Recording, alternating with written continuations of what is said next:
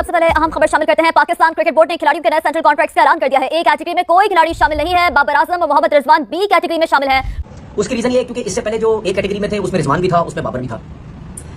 तो घबरा इस वजह से गए कि उन्होंने ये सोचा कि यार अगर इन दोनों को सबसे पहले तो एशिया कप से हमने बाहर किया जानबूझ के, जो मैं हमेशा कहता हूं जानबूझ के बाहर किया। क्रिकेट का तो परफॉर्मेंस का या स्ट्राइक रेट इसका तो कोई रीजन ही कोई नहीं है। उस पे लोगों ने इतना शोर मचाया और बाबर और जो सिलेक्शन कमेटी थी प्लस माइक हैसन जब प्रेस कॉन्फ्रेंस आके बात की, बिल्कुल घबराए हुए थे। नहीं बाबर कैसे बाहर हो गया, दो टोक बात करो, नहीं खिलाना दो टोक बात करो, मतलब दो टोक किया। खास बात यह है कि बाबर आजम, रिजवान, शहीन और जो ए लिस्ट में पाकिस्तान के क्रिकेटर्स थे जिनकी तनख्वाह 65,70,000 रुपए फी महीना थी, वो कम करके 45,52,000 रुपए करती है।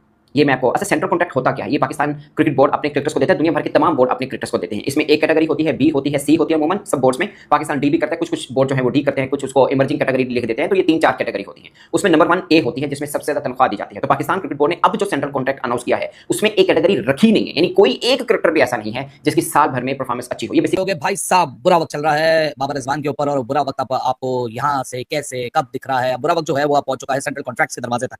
सेंट्रल कॉन्ट्रैक्ट से भी ड्रॉप हो गए, कैटेगरी ए से ड्रॉप हो गए। और ये कैटेगरी ए से ड्रॉप होना आसान काम नहीं है भाई। 20 लाख रुपए का मसला है। 20 लाख रुपए अगर आप डॉलर में भी कन्वर्ट करो तो 7-8 हजार डॉलर का फर्क पड़ जाता है। काफी अच्छे खासे पैसे हैं जो कि बाबर और रिजवान के आप काटे जाएंगे। दो ही थे वैसे प्लेयर हमारे सेंट्रल कॉन्ट्रैक्ट में। असूली देखे मैं बात करूं, मैंने 2-3 दिन से कहा था कि पाकिस्तान क्रिकेट बोर्ड में बहुत सारी चीजें गलत हैं, लेकिन ये जो एटलीस्ट सख्ती की जा रही है ना, it is one of the brightest point. क्योंकि भाई एक ऑर्गेनाइजेशन, एक प्लेयर, ये रिश्ता एक्चुअली माँ बाप जैसा रिश्ता होता है। अगर आप पेरेंट है तो अपने ऊपर रख सोचें कि अगर आपका बच्चा बदतमीजी करे, आपका बच्चा, आप उसको पहले वार्निंग देते हैं, प्यार से समझाते हैं, एक गलती माफ करते हैं, 2 करते हैं, 10 गलती माफ करते हैं, लेकिन इवेंचुअली जब बात नहीं बनती तो फिर आप सख्ती करना शुरू कर देते हैं। और उसी तरीके की सख्ती पाकिस्तान क्रिकेट बोर्ड अपने बच्चे यानी बाबर और रिजवान के साथ कर रहा है कि नहीं भाई। एक हैरत की बात है, मैं जब से क्रिकेट कवर कर रहा हूं, जब से कैटेगरीज देख रहा हूं कि ए कैटेगरी के काबिल कोई भी नहीं है खिलाड़ी। इसका मतलब यह है कि पाकिस्तान क्रिकेट जवाल की तरफ गामजन है। यही तो मैं समझना चाह रहा हूं आपसे। मुझे लग रहा है कि ये सेंट्रल कॉन्ट्रैक्ट ना इन प्लेयरों के साथ डिसरिस्पेक्ट है इनकी, जिस कैटेगरी में रखा है और इन्होंने परफॉर्मेंस की हुई है, खेले हैं, ठीक है। आप एक कैटेगरी कैसे खत्म कर सकते हैं? आप रखें जरूर, मेरा मानना है कि आप रखिए कैटेगरी में, अनाउंस करें, पैसे कम कर दें, कट कर दें थोड़ा सा। परफॉर्मेंस नहीं है ना, 8वें नंबर पर टीम चली गई है, 9वें नंबर पर टीम चली गई है, आप कट करें। आप कैटेगरी खत्म करनी वो मेरी समझ से बाहर है। जो हमारे बेस्ट प्लेयर हैं उनको आप नीचे लेके आए हैं। कैटेगरी तो अपनी जगह मौजूद है, मगर उसमें कोई क्रिकेटर मौजूद नहीं है। वनडे टीम के मौजूदा कप्तान मोहम्मद रिजवान और साबिक कप्तान बाबर आजम को ए कैटेगरी से निकाल दिया गया है और उन्हें अब बी कैटेगरी में जगह दे दी गई है। जबकि फास्ट बॉलर शाहीन आफरीदी को गुज़िश्ता बरस ही ए कैटेगरी से बी कैटेगरी में रख दिया गया था।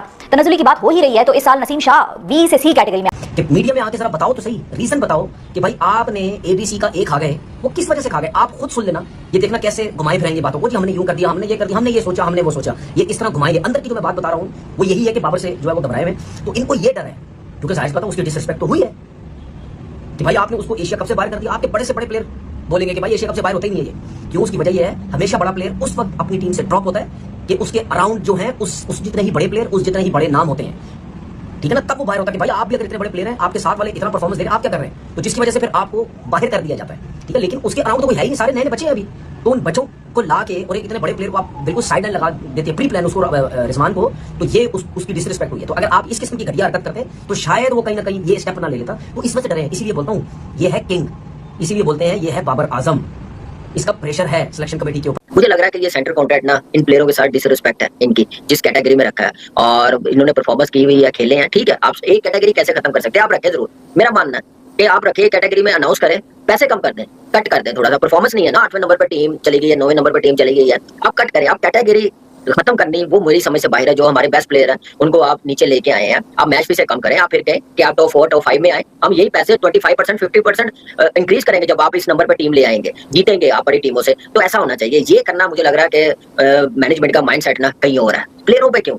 या हाई मैनेजमेंट उनका कोई रोल नहीं है क्या? उनका हाथ नहीं है पाकिस्तान की यहाँ तक क्रिकेट पहुंचाने में? उनका कौन इंतजाम करेगा? उनको डिमोट कौन करेगा? मुझे एक बात बताएं ना। तो ये ज्यादती है बाबर के साथ, रिजवान के साथ, शाहीन के साथ। फिर ऐसे जम मारे हैं जो खेल नहीं रहे, जो फिट नहीं है, उनको हाई कैटेगरी दी हुई है बी। जैसे अब टॉप पे बी है ना, ये तो खत्म हो गई है, कोई प्लेयर नहीं है। तो मुझे समझ नहीं आई क्या माइंड सेट के साथ सेंट्रल कॉन्ट्रैक्ट अनाउंस किया। और मुझे लग रहा है जैसे टीम एशिया कप की अनाउंस की है ना, बगैर सोचे समझे, आगे का सोच के, इवेंट का सोच के ऐसे सेंट्रल कॉन्ट्रैक्ट अनाउंस किया। तो मेरे ख्याल से ये प्लेयरों को टॉप कैटेगरी देनी चाहिए थे 4-5। और बी में जैसे शादाब कमबैक किया, कोई इतनी बड़ी परफॉर्मेंस नहीं है, बी में रखा। हसन अली आया, कमबैक किया, एक मैच में अच्छी परफॉर्मेंस की। सीनियर अपनी जगह, जिसका कमबैक होता है एकदम से जंप नहीं मारता। आपका टेस्ट का कप्तान सी में है, आपका टेस्ट का ओपनर जो रेगुलर खेलने वाला वो सी में है। तो मुझे समझ नहीं आ रही पॉलिसी क्या थी ये सेंट्रल कॉन्ट्रैक्ट देने की। साफ नजर आ रहा है कि जो फेवरेट है वो टॉप कैटेगरी में उनको नवाजा जाए। जैसा कि सुना आपने दोस्तों, बाबर आजम को नंबर 1 खिलाड़ी बताया जा रहा है और पाकिस्तानी लोग बाबर आजम की बराबरी विराट कोहली से करते हैं, जो कि जमीन आसमान का फर्क है।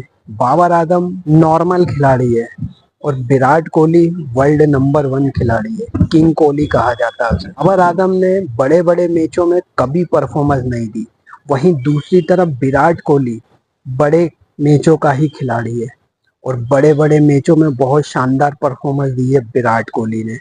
पता नहीं ये पाकिस्तानी लोग बाबर आजम की और विराट कोहली की बराबरी क्यों करते हैं, जो बनती ही नहीं है।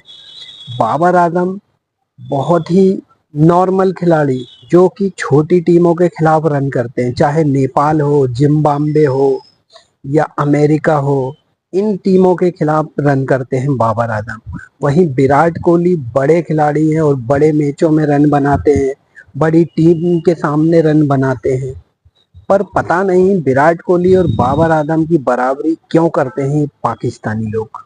पीसीबी ने एशिया कप के स्क्वाड से बाबर आजम को हटाया, उसके बाद सेंट्रल कॉन्ट्रैक्ट से भी हटा दिया क्योंकि बाबर आजम की परफॉर्मेंस नहीं है। अभी वेस्ट इंडीज के सामने भी बाबर आजम ने कोई परफॉर्मेंस नहीं दी, एक भी अर्धशतक नहीं आया। इसीलिए हो सकता है कि पीसीबी ने सेंट्रल कॉन्ट्रैक्ट से बाहर निकाल दिया हो बाबर आजम को।